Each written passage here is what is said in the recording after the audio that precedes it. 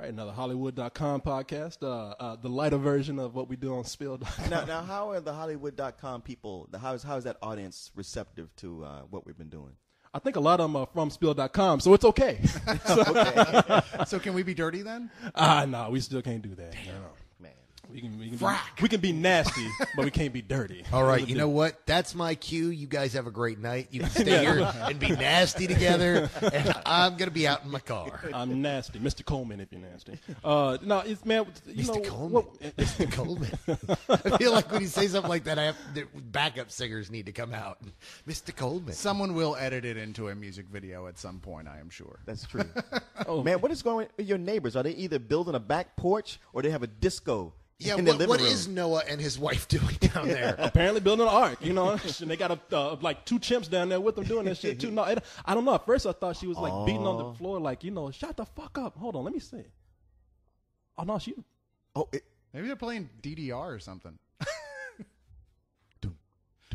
You hear that? Yeah, Yes, no, wait, I've been hearing wait. it since before we don't started. you? It's Morse code. I'm trapped.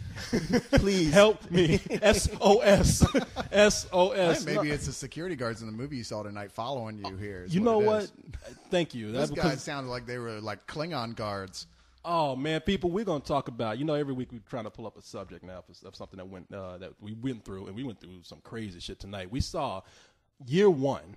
Now, year one, if you heard the review, year one, it's pretty much for a give and take a piece of shit, and we are going through airport security, like not as passengers, but like we are going through there with a turban on, you know, a robe, like we are Al Qaeda, and they are searching us down to make sure that we don't have so much as a photo camera on our phone, so that we can take shitty pictures of shitty year one. I thought we couldn't cuss on this. Oh, you know what? You just said shit like 16 Well, shit times. is PG-13. Shit is so- PG-13, But then so we he can do routed it out with an F-bomb. After 9 o'clock, you can do it on TV now. Even, Okay, so there you go. I mean, if you Okay, no. so if you listen to this podcast and it's before 9 o'clock, then stop and come back and listen. Are we officially dirty and nasty? nasty. Now I know we done crossed over to that, but no, you were there with me tonight, man. They pretty much. I was the first one in when they were greasing their wheels. This was before they greased our assholes. oh my god! You have no idea. I mean, literally, I was the first one to walk into the theater, and they got a new security company. That's the thing. It's a new security company trying to prove itself. And they're like, "Excuse us, sir, we're gonna have to wand you." I'm like, "Really?" And they're like, "Yes." Everyone going in gets wanted. I'm like, all right, hold out your hands, and I've got my hands out. I've already got everything from my pockets in my hand because I know this. I know the drill. And they're like, turn your hands upward, please. And I'm like, okay. And so I had to hold my hands up, and then they slowly move the wand over me at like half a mile an hour. I can feel it. Exactly. I mean, I needed some R. Kelly in the background and somebody pissing on a minor in order Your for body, this Carlyle, your body. And it was, I'm like, it took 30 seconds to wand me. I'm like, are you kidding? Oh yeah. Is that a cell phone in your pocket? Or are you just glad to see me? And of all the things, this is at the Draft House. The Draft House has their own internal, group of people that are always keeping an eye out for stuff going on. Nothing will ever happen at the Draft House. Tim League has made it known that if anything ever gets filled at the Draft House, he's going to fire the person who didn't catch him doing it and then punch the person in the face and throw him on the curb. Well, that's funny because the people who worked at the Draft House were right there with the guards. Because this is what got me. I gave them my phone. I'm like you. I don't give them any trouble. I know how it goes. These guys are doing their jobs. So they say, I got to get my phone, put it in a little bag, go back in. I come back out and I say, you know what? Let me make one more call before I really relinquish this phone to you. And I use the phone standing right behind one security guard in eyesight of the security guard who's at the door. They see me standing there the whole time. I make my call, put the phone up, and they want you again. And the guy, and the one that told me was one of the guys who worked at the theater. He's like, "Oh, you got to go through this again." I was like, "What?" And like, "Yeah, we got to warn you guys." I said, "You saw me standing there the whole time. What? You think I'm bringing a bomb in my ass or something? I mean, what do you want me to do?" And they're like, "No, sir, it's procedure. You got to." And I was like, "Oh, you know what? Fuck it, never mind. No trouble for me. Here you go." You guys, did you know how many people are dying to bootleg year one? I mean, if that gets out on the internet, because if there's one thing that Jack Black and Michael Cera fans aren't, it's cheap. Well, the only thing I think of is that movie's so bad is that we cannot let this go upon the world early. We cannot release this upon the world early. We It's need like, the opening weekend. Oh God, let us have exactly. that at Yeah. least. No, really, I'm beginning to think that now. I was like, if any movie needs to be secure, it's this one because nobody needs to know about this shit ahead You know of what they time. really need is to like stand outside the screening when people come out and flash them with a Men in Black pen. That way you can't go tell anybody how bad the movie is. And do everyone a favor. I can't tell about the movie, and I don't have to live with that vision in my head. Did you flashy thing me, Tim League? Did you flashy thing me? Yeah, no, it's getting crazy. And look, and Carlyle's right. I mean, they were a new security company, and look, they're doing their jobs. They're doing what they're told to do. This is the first time probably there, but the guy, I swear to God, the guy who was working the door, he's like, no one's getting past me. And I was like, you go, buckaroo. I know. Yeah, it's like, well, what happens if you shoot off that one bullet you got? They're not Like Barney armed. Fife. They just have a badge and a sense of irony.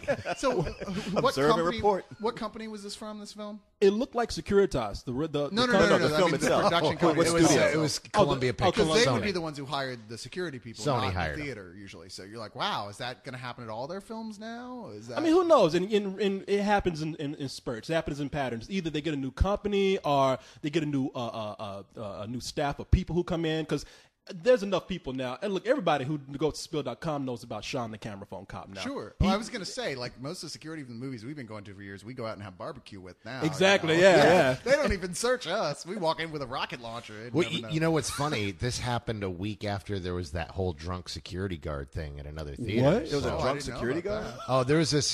There Why was. couldn't I have was been it at that Seth Rogen? screening? No. What happened? It was a moment of drama where apparently I had missed it, but I heard all about it because everyone was like, "Oh my god!" But apparently, some new employee showed up drunk, and they showed up to work, and everyone noticed how drunk she was. You could smell it on her. You could tell, Ooh. and their bosses are like, "You really need to go home." And not they come went back. to call a cab. She's, I can drive, and it's like, wow. See, Oh, that gave it away right there. I can drive. Our company encourages us to show up drunk. Yeah, exactly. You know, I ain't drunk. because they got no liability. in fact, I wish I had that prerequisite before I went to go see this movie tonight. At first I thought you were gonna say like it was a guy and like he was like, "Hey, baby, come back. I need to check you again." You know, just, yeah, you good? Yeah, he molested me.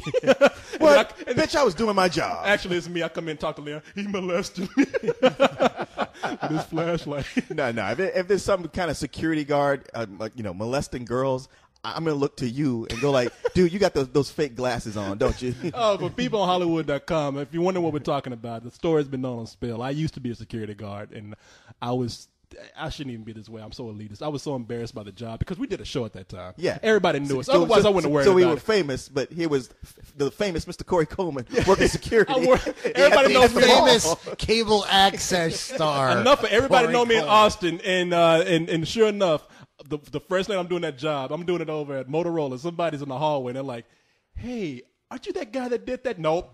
Keep walking. No. No. I swear to God. You laugh all you want about it being a cable access show, but it's true. Everyone in this town knows Corey. You can't go. Everyone in town knew all of us, man. You know, it was. Yeah, but especially you. You Especially get around everywhere. But I mean, People always tell me, it's like, yeah, I used to love that show, The Real Deal that Corey was on. It's like, well, yeah, I was on it too. Really?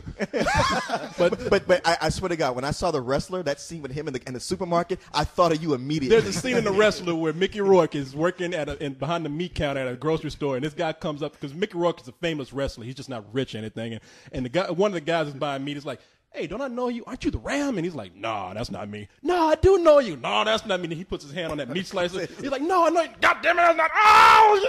It's like, except I didn't cut myself. I just went home the next day. I showed up. I put on a fake mustache and glasses. But no, yeah, no. I just think it's. I understand the procedure. I just thought it was a little crazy tonight. I wasn't upset about it, but I guess it's something we got to expect. I mean, look, heightened security for an actual crime or against terrorists, sure, but recording a horrible movie that's coming out 2 days later. I mean, really, what is that going to do? What cracks me up is when you go and they search for your phone. And it's like, does your phone have a camera on it? It's like, dude, find me a phone that doesn't have a camera on it. Yeah, what do I'm you pretty think? sure that almost every single one of the big ones that really leak out on the net are done by the people working at the movie Oh, theaters. I have no doubt at this point that Wolverine was leaked by Fox. Yeah, well, yeah. Makes you wonder. Yeah, it Oh, definitely makes you I wonder. mean, wait who a got minute. prosecuted for it? Oh, here's a story. Alamo Drafthouse bombed tonight. Police wonder how terrorists slipped by security. But anyway, that's it, y'all.